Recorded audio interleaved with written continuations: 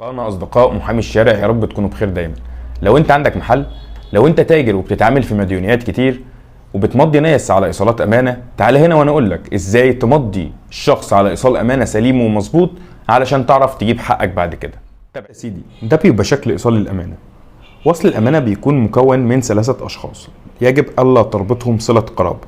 رقم 1 و2 و3. رقم 1 ده الطرف اللي هو بينزل بعد كده متهم. رقم 2 هو الطرف المجني عليه. رقم 3 اللي بيبقى الطرف الثالث وده اللي بيسلم إليه المبلغ المالي. لا يتم تاريخ الإيصالات لتجنب نزاعات التاريخ وقت الاستلام أو التسليم. يجب ذكر المبلغ مع الأرقام والحروف في خانة المبلغ. يجب الكتابة بنفس القلم، وغير مسموح بالشطب أو تعديل البيانات. بالنسبة لخانة التوقيع، هنيجي هنا على جزئية التوقيع، هيكتب اسمه زي ما هو مكتوب في بطاقة الرقم القومي. وبالنسبة للبصمة، يا ريت لو هنقدر نبصمه كمان على إيصال الأمانة.